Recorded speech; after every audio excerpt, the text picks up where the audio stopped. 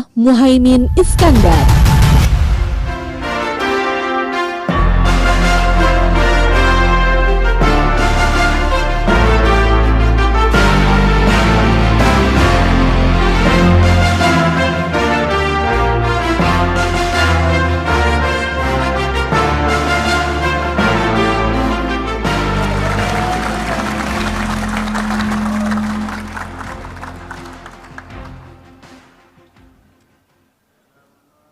Kata Pak Bamsud, videonya kurang satu, nggak ada yang naik Vespa.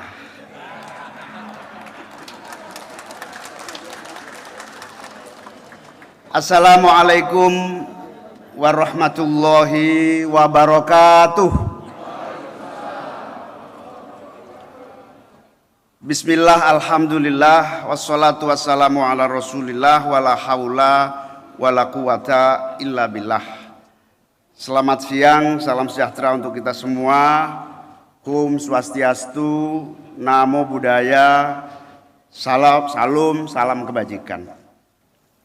Yang saya muliakan, saya banggakan Ketua MPR RI Pak Bamsud, Wakil Ketua MPR RI Pak Jazilul Fawaid, Wakil Ketua DPR RI Pak Rahmat Gobel, Wakil Ketua DPD Pak Sultan, para Menteri, Bu Ida, Pak Halim, Pak Menpora,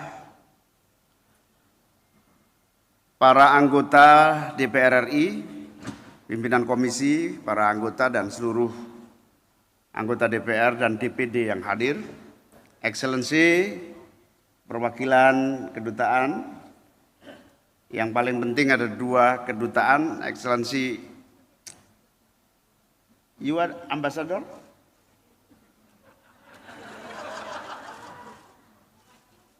Wakil Dubes, Pak Dubes. Yang Dubes adalah, yang hadir Pak Dubes adalah Pak Duta Besar Ukraina. Excellency, Wakil Duta Besar Rusia. Saya kira berdiri, Excellency, please to stand up. Stand up. Nah.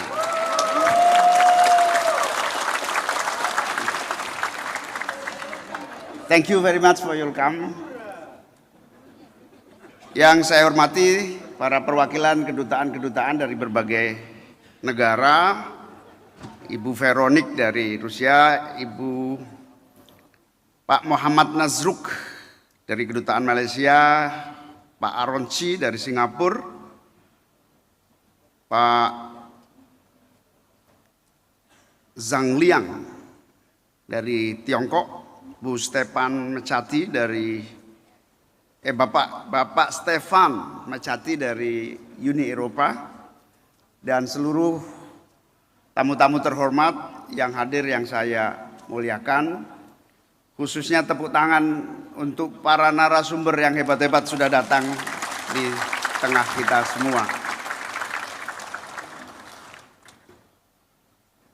Teman-teman dari berbagai daerah yang hadir, terutama para pengurus PKB di tingkat provinsi, DPW, para kiai, para ulama dari seluruh Indonesia yang mengikuti secara virtual dari berbagai cabang, dari berbagai kabupaten kota di seluruh Indonesia. Kameranya mana? Sana ya. Salam hormat dan cinta saya, para ketua-ketua dari berbagai cabang yang bergabung melalui virtual yang saya cintai, hadirin-hadirat sekalian yang berbahagia. Pertama tentu saya sangat berbahagia, bersyukur dan terima kasih yang setinggi-tingginya kepada kehadiran para Bapak Ibu sekalian, terutama sahabat-sahabat, para tokoh yang telah meluangkan waktu siang hari ini bersama-sama menyaksikan peluncuran buku Visioning Indonesia. Acara ini sengaja dibuat dekat Senayan supaya anggota DPR pada hadir. Dan alhamdulillah Ketua MPR hadir.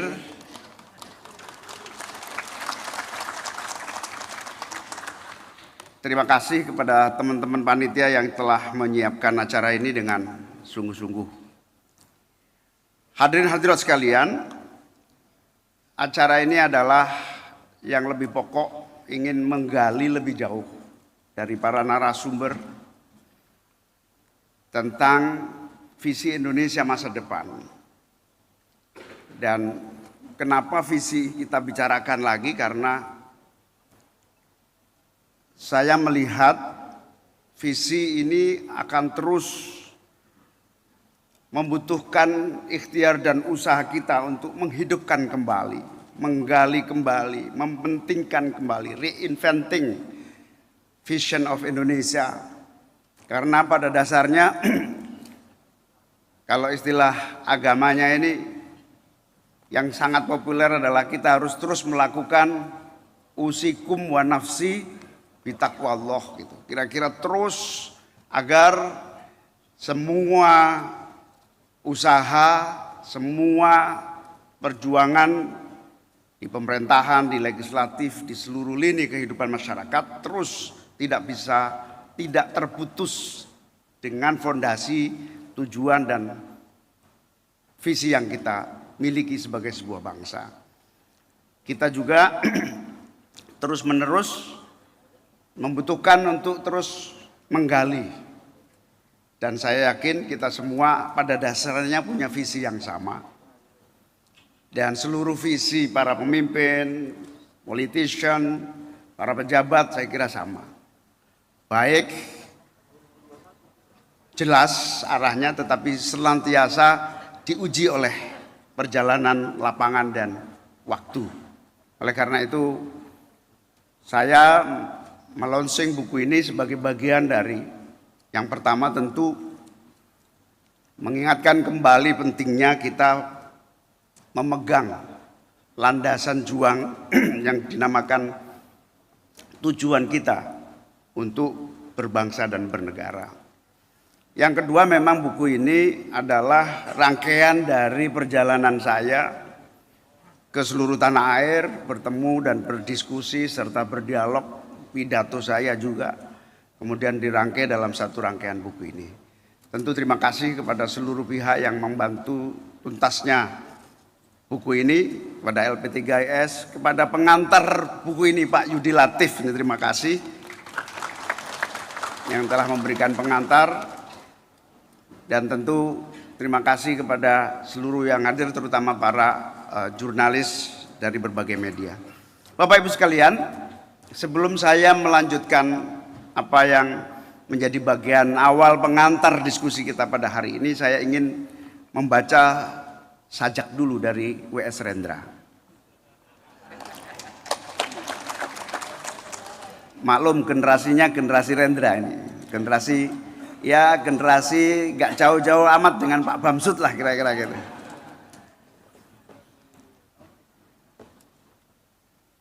Seonggok jagung di kamar dan seorang pemuda yang kurang sekolahan. Memandang jagung itu, sang pemuda melihat ladang. Ia melihat petani. Ia melihat panen. Seonggok jagung di kamar dan seorang pemuda, ia siap menggarap jagung. Ia melihat kemungkinan otak dan tangan siap bekerja.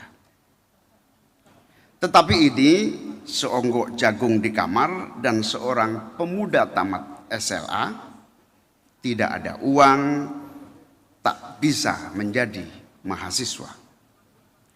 Hanya ada seonggok jagung di kamarnya.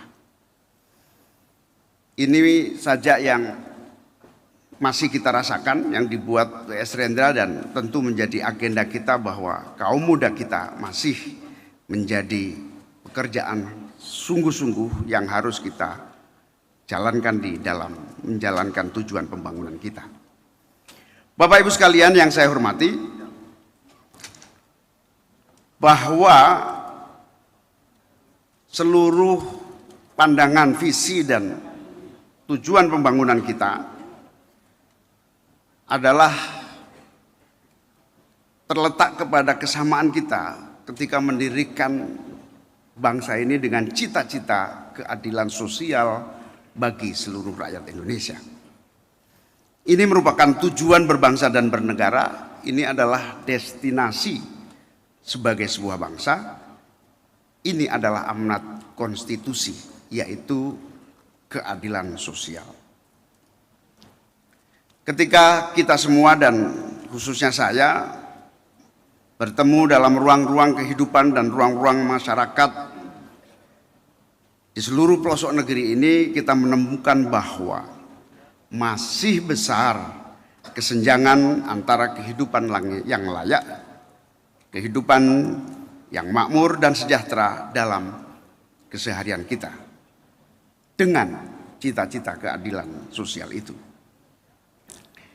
Besar harapan rakyat atas terwujudnya kebijakan yang mampu memahami apa yang rakyat rasakan. Kesenjangan itu masih terjadi dan menjadi tanggung jawab kita untuk berpikir dan memulai terus memperbaikinya. Maka tugas kita semua adalah untuk menutup kesenjangan antara niatan baik negara dan kenyataan sehari-hari yang dirasakan oleh rakyat dan masyarakat kita.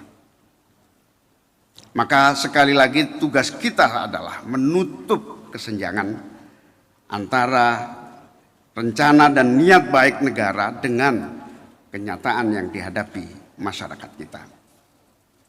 Inilah mengapa saya percaya betul bahwa kita harus terus menghidup-hidupkan kembali, merefleksikan kembali visi misi kita sebagai sebuah bangsa, terutama tujuan kita berbangsa dan bernegara, yaitu keadilan sosial dan kesejahteraan.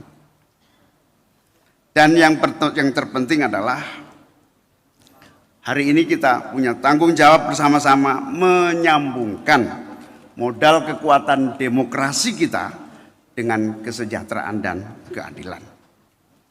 Demokrasi sebagai proses politik menjadi penentu kesejahteraan.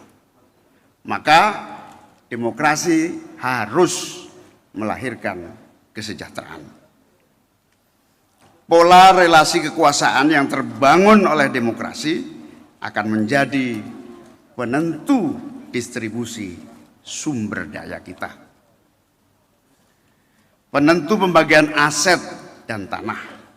Demokrasi menjadi penentu terjadinya reforma agraria. Bapak Ibu saudara-saudara sekalian, hadirin yang saya muliakan. Inilah yang kemudian harus terus kita perjuangkan bersama-sama. Karena kita berhasil membangun demokrasi ini dengan sangat baik. Kita melanjutkan kembali agar ukuran sukses demokrasi kita harus lebih dari sekedar equality of opportunity, tetapi lebih dari itu juga equality of outcome. Keadilan dan akses serta kesempatan harus didampingi dengan hasil kemajuan aset dan pendapatan warga. Kesuksesan demokrasi adalah mobilitas sosial semua warga.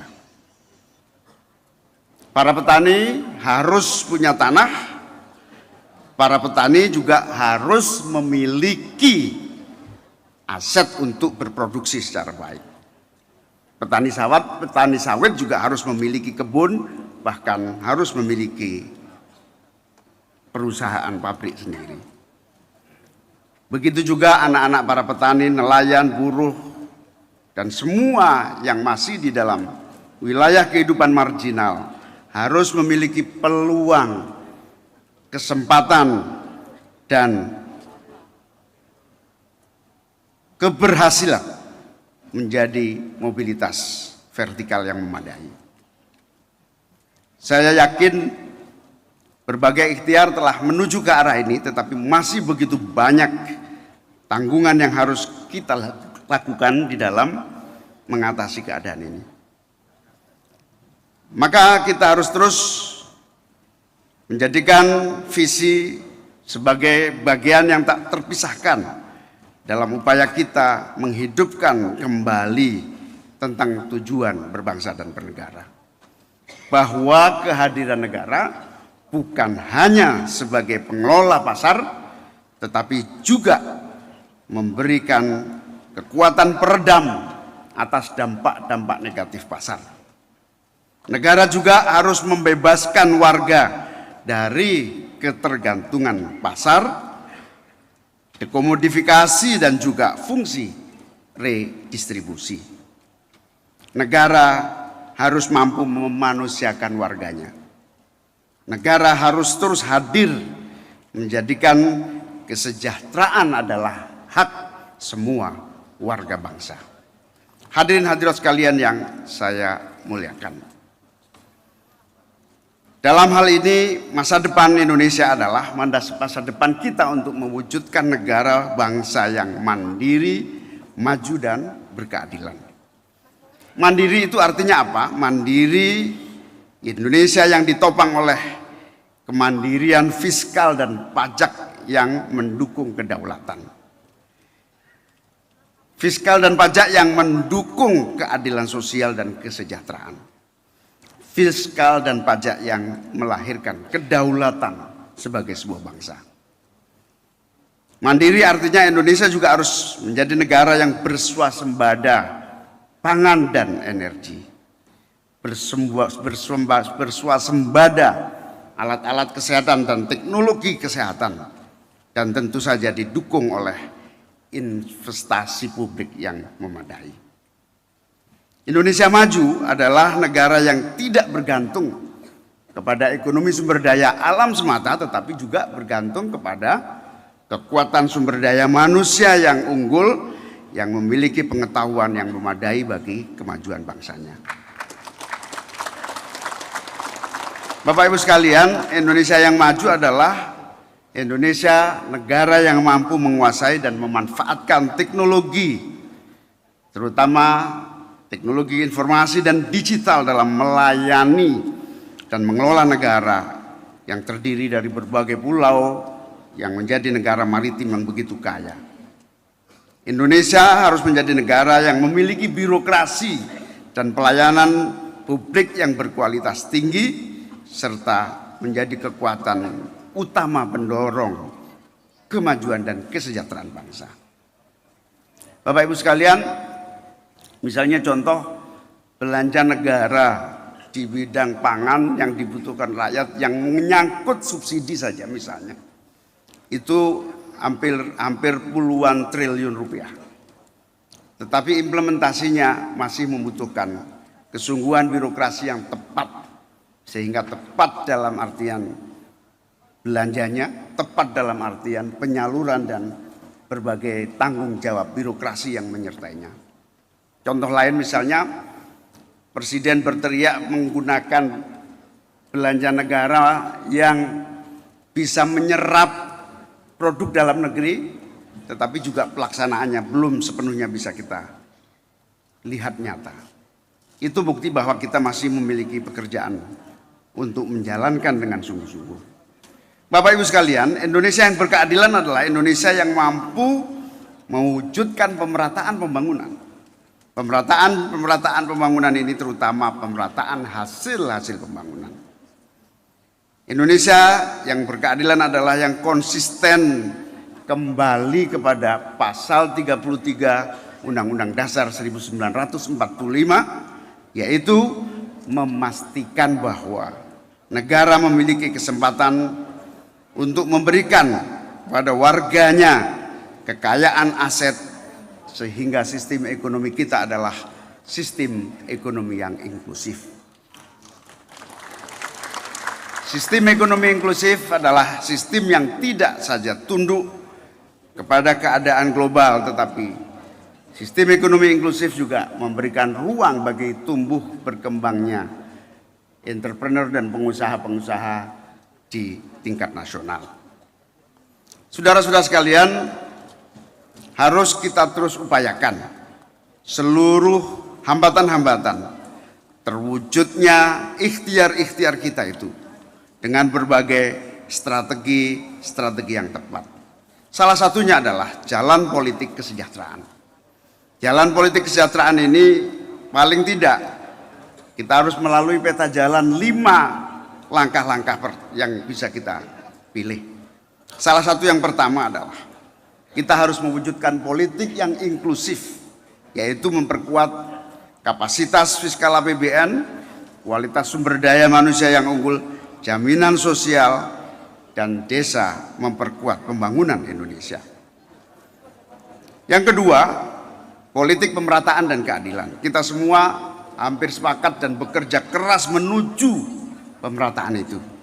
Tetapi sekali lagi kita masih memiliki hambatan-hambatan serius, dan kita harapkan pikiran-pikiran baru agar kita bisa menjalankan segenap pemerataan dengan cepat, terutama pemerataan sumber-sumber produksi. Sumber-sumber produksi terutama pemerataan kepemilikan aset, baik itu agraria maupun aset-aset lainnya. Yang berikutnya adalah memperkuat industrialisasi, hilirisasi di agro maupun maritim. Dalam hal ketahanan dan kedaulatan pangan misalnya, kita harus terus memperkuat pasar dalam negeri sekaligus memakmurkan petani dengan produksi pertaniannya untuk bisa memenuhi kebutuhan nasional maupun internasional. Saudara-saudara sekalian, reindustrialisasi menjadi salah satu pilihan untuk mempercepat kemajuan ekonomi kita. Tetapi reindustrialisasi harus diikuti dengan keadilan di dalam menata ekologi dan lingkungan kita. Saudara-saudara sekalian, dalam hal melaksanakan yang ketiga, kita harus istiqomah konsisten dalam menjalankan politik hijau. Makasih. Politik hijau artinya kita harus menciptakan benar secara konsisten keadilan ekologi. Dan yang kelima adalah politik keindonesiaan yang terus kita jalankan melalui modernisasi birokrasi, politik luar negeri yang menjaga warganya di berbagai negara, kedaulatan dan keamanan, serta memajukan kebudayaan.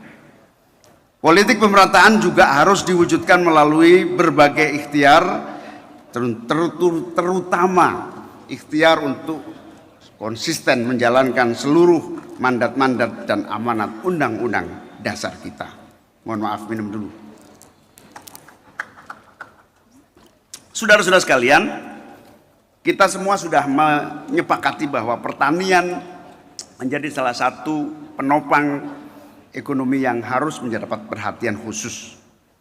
Dalam hal ini, di dalam suasana ekonomi global yang sulit, di dalam tantangan ancaman krisis pangan dan energi, kita hendaknya bergerak untuk terus meletakkan pertanian sebagai sumber utama kemandirian bangsa. Kemandirian pangan ini menjadi bagian dari tanggung jawab kita untuk mengurus dan menjaga kedaulatan petani dan melindungi seluruh produk-produk pertanian. Hadirin hadirat sekalian yang saya muliakan, politik keindonesiaan yang benar dan terus harus kita jalankan adalah yang meletakkan kebudayaan sebagai fondasi bagi jalannya pembangunan. Kebudayaan menjadi fondasi yang kokoh ini agar seluruh arah kebijakan kita memiliki patokan nilai-nilai dan tradisi yang berakar kuat di masyarakat. Kemajemukan keberagaman budaya, keberagaman etnik, nilai dan kekuatan kultur adalah modal yang luar biasa bagi penguat persatuan bangsa. Jalan kebudayaan mutlak harus dipilih, karena menawarkan jalan kebudayaan sama dengan ikhtiar kita untuk terus menawarkan dialog terus-menerus agar seluruh pembangunan kita tidak pernah lepas dalam upaya kita meletakkan manusia sebagai pusat dari tujuan utama pembangunan. Kita semua harus terus meletakkan infrastruktur nilai, dan infrastruktur nilai inilah yang akan menambal retakan-retakan arsitek dari kebangsaan kita. Kita akan kokoh menjadi bangsa yang mampu menyatukan semangat keagamaan dan nasionalisme sehingga menjadi kekuatan yang saling beriringan dan menjadi jati diri dan karakter bangsa. Agama harus kita dorong menjadi kekuatan serta sumber etika dan moral yang akan mengawal gerak dan kebijakan yang dilahirkan oleh negara. Saudara-saudara sekalian, konsentrasi terakhir dari yang ingin saya sampaikan adalah bidang pendidikan dan perempuan. Kenapa pendidikan? Karena investasi yang paling nyata dan membutuhkan perhatian serius, apalagi pasca pandemi dan pasca krisis global ini adalah pendidikan. Beberapa tawaran yang penting menjadi catatan untuk kita perhatikan adalah bahwa kita harus segera beranjak dari anggaran 20% APBN kita kepada pendidikan, setidak-tidaknya 60%-nya harus digunakan untuk pelaksanaan murni pendidikan. Wajib belajar 18 tahun sampai perguruan tinggi ini menurut saya harus menjadi bagian utamanya. 18 tahun sampai perguruan tinggi. Beasiswa yang hari ini hanya ratusan orang, ribuan, maksud saya 3.000-an sekarang, 3.000-an per tahun beasiswa sampai perguruan tinggi, terutama di kampus-kampus dunia melalui LPDP. Minimal setahun harus minimal ya, setahun itu 100.000 beasiswa untuk belajar di perguruan tinggi kelas dunia. Menaikkan indeks biaya pendidikan ini juga menjadi faktor penting meningkatkan mutu dan kualitas pendidikan nasional kita. Hari ini indeks biaya pendidikan kita hanya 1,3 juta per tahun. Bayangkan, 1,3 juta, kecil sekali. Kita akan genjot lagi dengan ikhtiar bersama dan kita mohonkan betul untuk kita semua konsisten menjadikan minimal indeks dari biaya pendidikan kita 7 juta per tahun. Saudara-saudara sekalian, meningkatkan kesejahteraan guru mutlak karena di situ adalah pusat dari seluruh kemajuan aktivitas pendidikan kita. Itulah poin-poin yang menjadi garis bawah yang penting dan perlu saya ulangi lagi, itu semua sebetulnya kalau dilaksanakan hanya menyerap 60% dari 20% anggaran pendidikan yang diwajibkan oleh negara. Oleh karena itu sebetulnya kewajiban 20% APBN itu sudah langkah cerdas yang luar biasa. Prestasi anak bangsa sejak reformasi yang paling monumental adalah rumusan pasal di dalam perubahan Undang-Undang Dasar 1945 yaitu menyangkut kewajiban APBN 20% untuk pendidikan. Ini prestasi terbaik yang harus dilanjutkan lebih jauh lagi. Dulu saya ingat ketika membahas itu, para ahli-ahli ekonomi, ahli-ahli pembangunan, ahli-ahli keuangan menyatakan sangat tidak realistis APBN dipaksa 20%. Karena dianggap itu mengganggu, membuat konstruksi APBN kita. Tetapi karena semua kekuatan di Senayan bertekad bulat, pokoknya kacamata kuda yang penting 20% itu harus APBN digunakan untuk pendidikan. Alhamdulillah hari ini terbukti manfaatnya luar biasa. Terbukti. Tinggal sekarang agak dari 20% itu keberanian konsisten memilih dari pelaksanaan untuk yang saya sebutkan beberapa hal tadi di atas. Bapak Ibu sekalian yang saya hormati, dengan demikian maka semua politik kesejahteraan kita yang bertumbuh pada kemandirian, keadilan sosial bagi seluruh rakyat Indonesia, dan kesejahteraan adalah bagian yang tidak terpisahkan untuk kita terus menjadikan itu sebagai fondasi pembangunan nasional kita. Bapak Ibu sekalian yang saya hormati, kita berharap Indonesia ke depan akan menjadi negara yang mandiri, maju, berkeadilan dan sejahtera, mampu memunculkan makna-makna substantif dari keindonesiaan yang telah dilahirkan oleh para founding fathers kita. Sebuah keindonesiaan yang mampu mencanangkan ideologi keadilan dan kesejahteraan sosial sebagai cita-cita konkret dalam berbangsa dan bernegara. Hadirin hadirat sekalian, saya sangat serius hari ini karena ini menjadi bagian dari momentum kita untuk menyiapkan langkah-langkah konkret yang tentu saya harapkan di forum ini kita semua berkontribusi memikirkan dan memberikan mandat kepada kita semua, para politisi, terutama anak buah saya di DPR RI, DPRD, DPRD kabupaten kota, semuanya eksekutif, legislatif, semuanya supaya istiqomah, konsisten, tidak lengah, dan memiliki target kerja yang jelas. Terima kasih kepada semua yang hadir, terima kasih kepada seluruh narasumber, terima kasih atas perhatian seluruh teman-teman dari berbagai daerah di seluruh Indonesia. Terima kasih kepada para jurnalis, mohon maaf apabila ada kekurangan dan kesalahan. Wallahul muwaffiq ila aqwamit thoriq. Wassalamualaikum warahmatullahi wabarakatuh.